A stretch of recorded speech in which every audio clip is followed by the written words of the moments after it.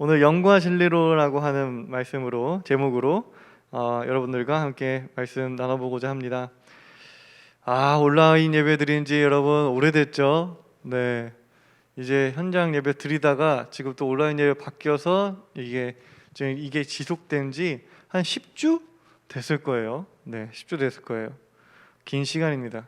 사실 뭐 작년 1년 동안 온라인 예배만 드렸다고 해도 틀린 말은 아니죠. 중간에 잠깐 현장 예배 드리긴 했지만 거의 1년 동안 온라인 예배만 드렸습니다. 이렇게 오랫동안 온라인 예배를 드리는 여러분의 마음이 어떤지 궁금해요. 좀 지치지는 않았는지, 또 예배에 대한 마음이 무감각해지지는 않았는지 좀 궁금하고 염려가 됩니다. 네. 리더들은 지금 겨울 수련회를 준비 중이에요. 작년 겨울 수련회 즈음에 이 코로나가 터졌어요. 그래서 사랑의 교회 수양관으로 수련회를 가려고 하다가 사태가 심각해져서 이제 그나마 안전한 교회에서 1박 2일로 수련회를 했던 기억이 있습니다. 다 기억나시나요, 여러분? 네.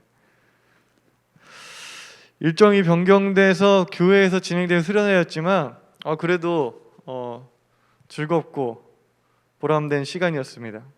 이번 겨울 수련회는 안전을 위해서 완전히 온라인으로 진행될 예정인데, 온라인임에도 불구하고 웃고 떠들고 은혜로운 시간, 보람과 의미가 있는 시간을 만들기 위해서 지금 리더들이 아주 열심히 머리를 싸매고 준비 중입니다. 지난주에는 12시 반까지 새벽까지 열띤 회의를 하고, 또 이번 주도 11시 반까지 네, 아주 열심히 지금 노력을 하고 있어요. 여러분들이 그러한 노력에 또 이렇게 응원해주고 함께 또 힘을 모아서 이렇게 좀 열심히 사역하는 우리 리더들이 보람을 느낄 수 있도록 해주시면 좋을 것 같아요. 정말 그 대화 회의하는 내용을 보면 그 파이팅이 넘쳐서 제가 담당하는 목사지만 제가 다 존경스러운 마음이 들 정도예요. 근데 이렇게 열심히 방역 수칙을 지키면서 안전과 건강에 유의하고 있는데 우리 오태민 리더님께서 말씀했듯이 또 뉴스에서 계속 그런 이야기들이 도니까 마음이 무겁고 불편할 거예요. 기운이 많이 빠지시겠죠. 누구라고 교회에 모여 신나게 찬양하고 싶지 않을까요? 그렇죠? 저도 마찬가지예요. 여러분들이 보고 싶고 또 만나고 싶고 만나서 장난치고 싶고 놀리고 싶고 막 손을 잡고 기도하고 싶습니다. 그래도 우리의 기분, 감정보다 또 이웃의 건강과 안전, 특히 건강 약자들의 생명과 안전이 우선이기에 나의 기분과 감정을 다스리며 참고 인내하는 거겠죠. 그러한 마음은 분명 선한 그리스도인다운 마음입니다. 참고 인내하는 여러분들한테 정말 감사드리고요, 그 마음을 축복합니다. 그런데 좋은 마음으로 시작해서 방역 수칙을 잘 지키고는 있으나 시간이 지나니까 나름의 또 문제가 생겨요.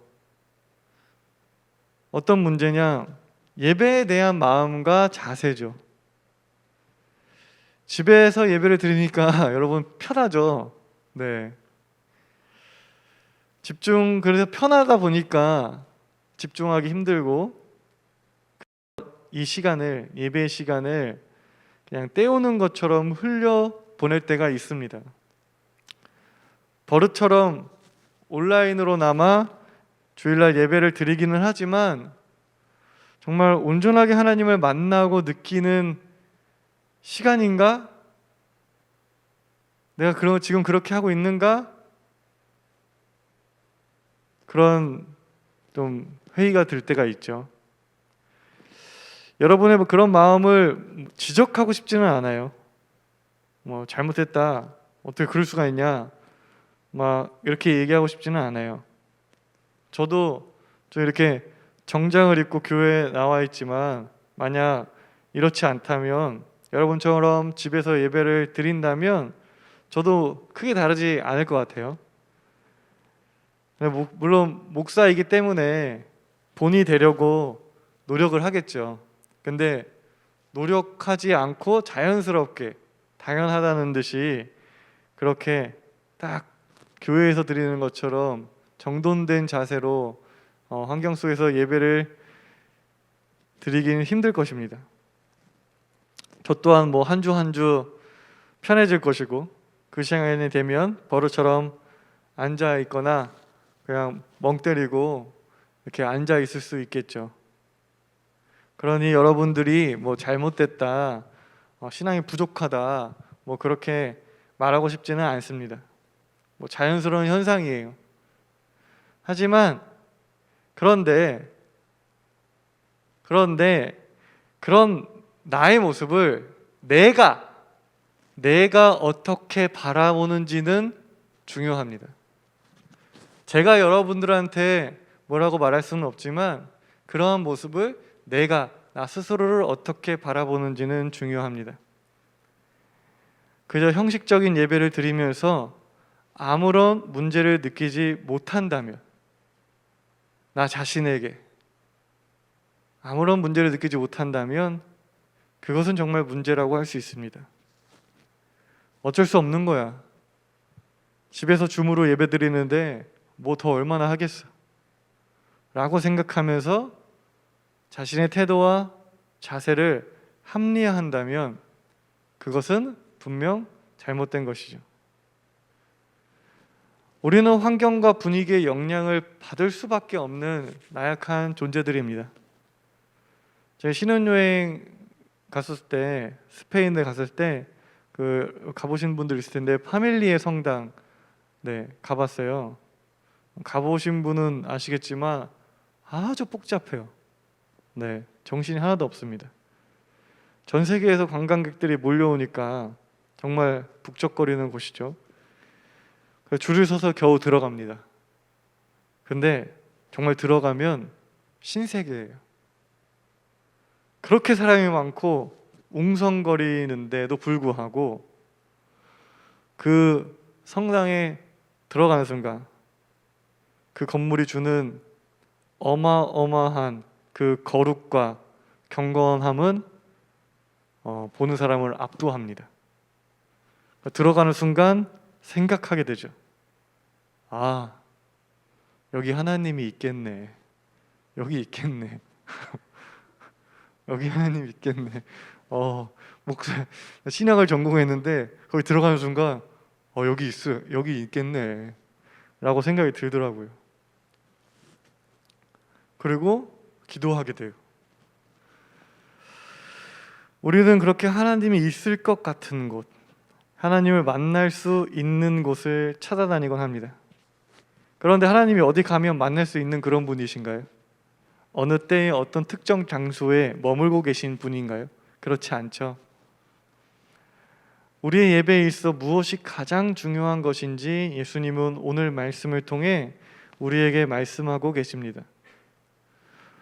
오늘 요한복음 본문은 이제 사마리아 여인과 예수님의 대화로 이루어져 있는데요. 오늘 말씀을 보면 예수님께서 유대를 떠나 갈릴리로 가실 때에 사마리아 땅을 가로질러 가십니다. 당시 유대인들은 굉장히 번거롭더라도 사마리아 땅을 밟지 않고 이제 돌아갔습니다. 그 이유는 유대인들이 사마리아 사람들을 굉장히 무시하고 혐오했기 때문이죠. 그런데 예수님은 사마리아 땅을 들어가시죠. 그리고 우물에서 한 여인을 만나서 물을 한 잔 달라고 하십니다. 사마리아 여인은 놀라지 않을 수 없었겠죠. 유대인이 사마리아 땅에 들어온 것도 굉장히 놀라운 일인데 이 사람이 나한테 말까지 거네? 굉장히 의아했을 것입니다. 하지만 예수님과 몇 마디 나눠보니 여인은 자신과 대화하고 있는 사람이 보통 사람이 아니구나라는 것을 알 수 있었습니다. 그리고 여인은 예수님을 예언자라고 생각하죠. 차마 하나님의 아들이라고는 생각하지 못했지만 그래도 하나님의 진리를 깨달은 특별한 사람이라는 것은 알 수 있었습니다. 그것을 아니까 여인은 마음속에 품고 있던 해결되지 않은 질문을 예수님께 던집니다. 20절입니다. 우리 조상은 이 산에서 예배를 드렸는데 선생님네 사람들은 예배 드려야 할 곳이 예루살렘에 있다고 합니다. 여인은 궁금했던 것이죠. 어디서 예배를 드려야 진정한 예배인지, 어디서 예배를 드려야 하나님께서 받으시는 예배인지 여인은 답을 찾지 못하고 궁금해했던 것입니다.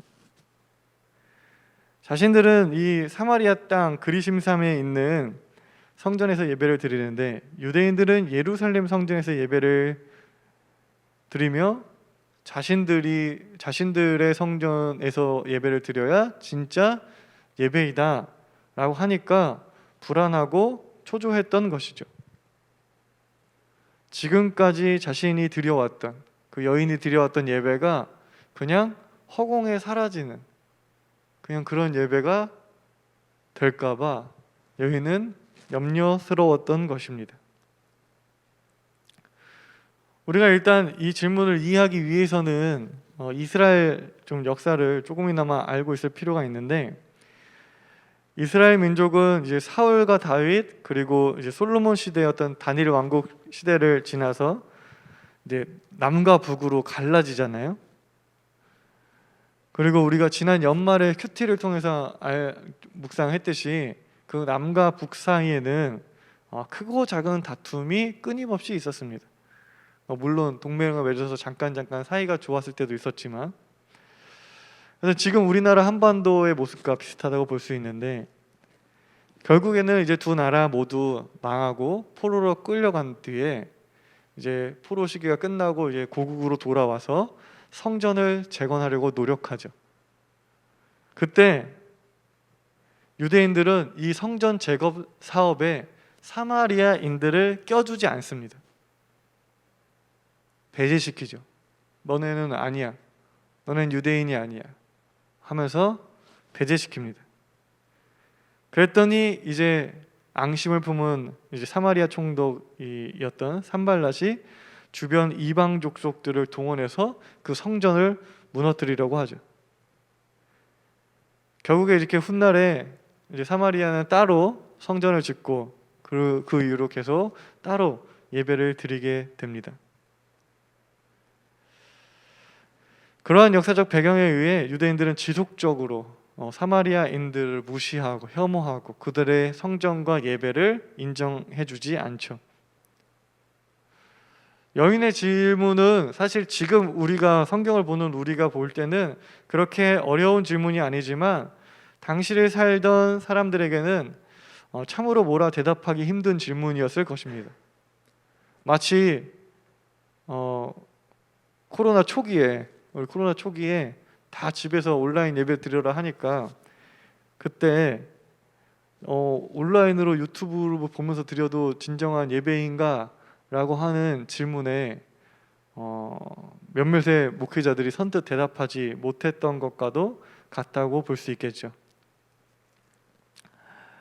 여인의 질문에 예수님은 이렇게 대답하시죠. 23절입니다. 참되게 예배를 드리는 사람들이 영과 진리로 아버지께 예배를 드릴 때가 온다. 지금이 바로 그때이다. 아버지께서는 이렇게 예배를 드리는 사람들을 찾으신다. 지금은 예루살렘에서 예배를 드리냐 아니면 사마리아 그리심산에서 예배를 드리냐 하는 문제로 논쟁하고 다투지만 그것이 중요하지 않은 때가 온다는 것이에요. 영과 진리로 예배를 드리는 때가 오는데 그게 먼 미래에 있는 일이 아니라 그게 바로 지금이다 라고 말씀하십니다. 그리고 하나님은 영과 진리로 예배하는 사람을 찾으신다고 말씀하시죠. 예수님 말씀처럼 어디서 예배 드리는지는 중요하지 않습니다. 예루살렘이냐 그리심산이냐 하는 것은 모두 사람에 의한 것이죠. 사람이 만든 것입니다. 자기네들끼리 싸우고 갈라져서 여기가 진짜네 거기가 진짜네 다 사람이 만든 것이죠. 중요한 건 영과 진리로 예배를 드리냐는 것입니다. 당시 사람들은 하나님이 성전에 있다고 생각했어요. 그곳에만 계시다고 생각했습니다. 때문에 어느 성전이 진정한 하나님의 성전인지가 중요했던 것이죠. 왜냐? 저 성전에 있으면 이 성전에는 하나님이 안 계시는 거니까. 하지만 우리는 이제 알고 있죠. 그렇지 않다는 것을 알고 있습니다. 예수님의 가르침대로 하나님은 영이시기 때문이죠. 어느 곳에나 계시고 언제나 계시고 그게 우리 하나님이시죠. 그래서 우리 아이들에게는 유아부 유치부 친구들한테는 하나님은 우리 마음에 계셔 라고 알려주기도 하잖아요. 이나한테 그렇게 알려줬더니 옷을 벗더라고. 이렇게 마음에 계셔 이랬더니 여기? 이러면서 막 옷을 위통을 벗더라고요. 영과 진리로 예배를 드려야 해요. 근데 그러면 영과 진리로 예배를 드리는 건 뭘까요? 어떻게 예배를 드려야 영과 진리로 예배를 드리는 걸까요? 우리가 여기까지는 잘 생각하지 않곤 해요. 영과 예배로 진리를 드려야지 아멘 하고 끝나버려요. 영과 진리로 예배를 드린다는 건 뭘까요?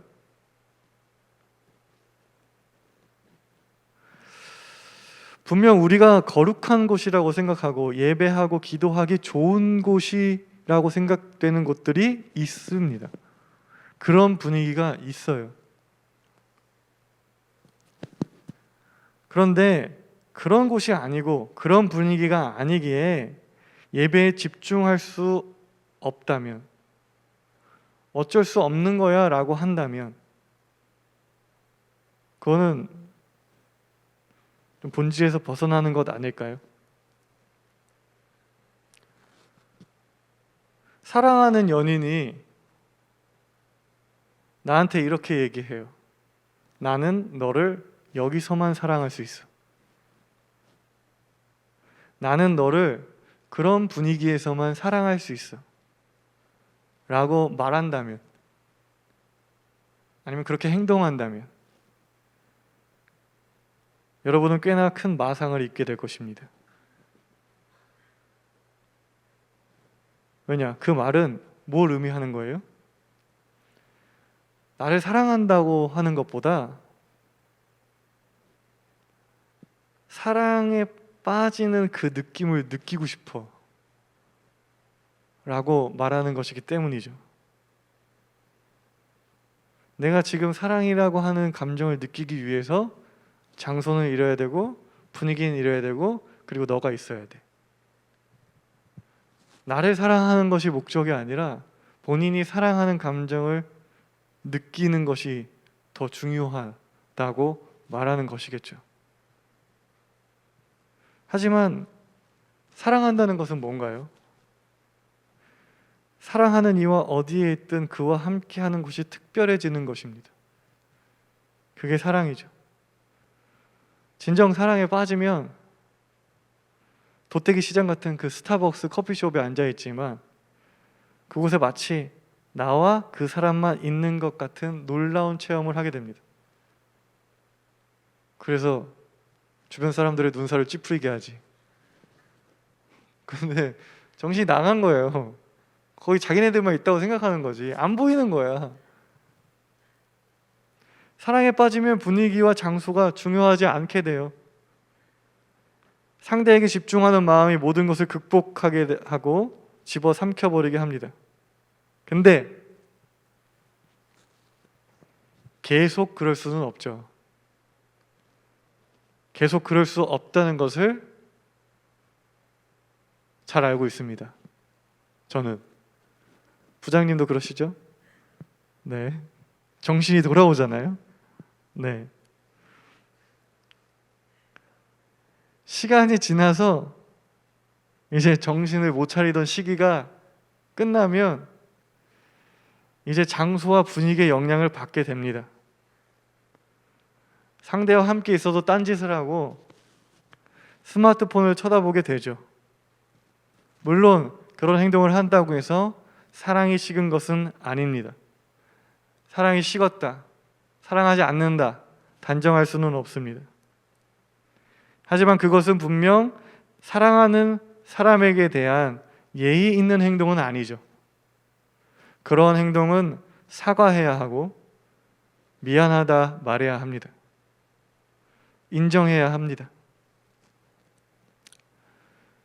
정신을 못 차릴 정도의 감정은, 그런 순간은 사랑의 극히 일부입니다.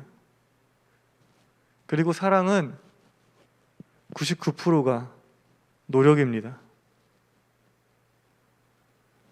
정신이 돌아왔지만 한결같이 어느 장소, 어느 순간, 어느 분위기에서도 상대의 말에 집중하고 상대와 눈을 마주치려고 하는 노력이 사랑인 것이죠. 만약 그렇지 못했다면, 그래서 상대에게 상처를 주었다면 미안해하고 그러지 않으려고 또 노력하는 것이 사랑입니다.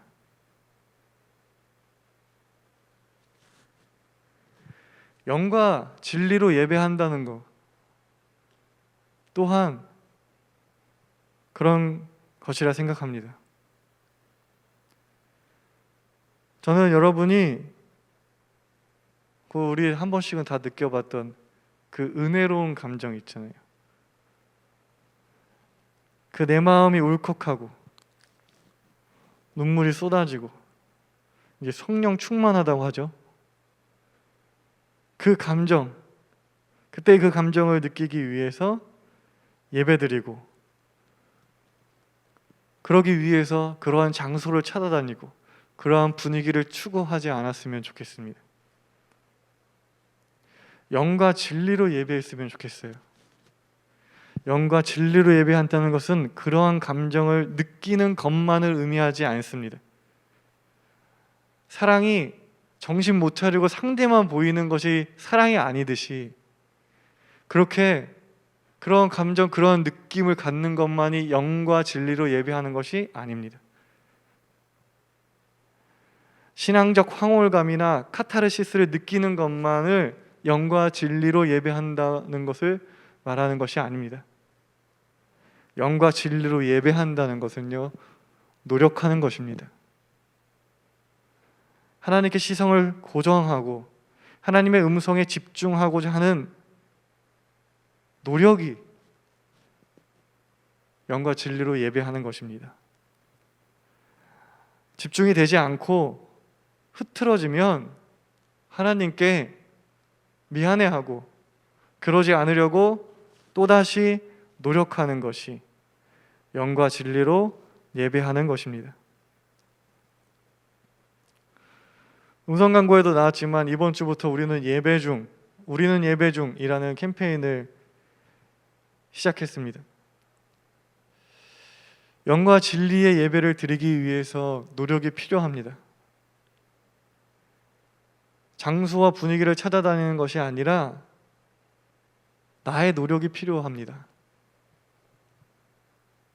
예배를 위한 시간과 장소를 구분해 보세요. 누추해도 좋고 어디든 상관없습니다. 내가 편한 곳에서, 내가 편한 장소에서, 내가 편한 시간에 하나님을 만나는 것이 아니라 약속된 시간과 장소에서 예배하려는 그런 노력을 해보자는 것입니다. 예배 시작 전에 기도로 준비하면 좋을 것 같습니다. 말씀에 집중하고 예배 후에 기도하며 말씀을 살아내고자 노력했으면 좋겠습니다.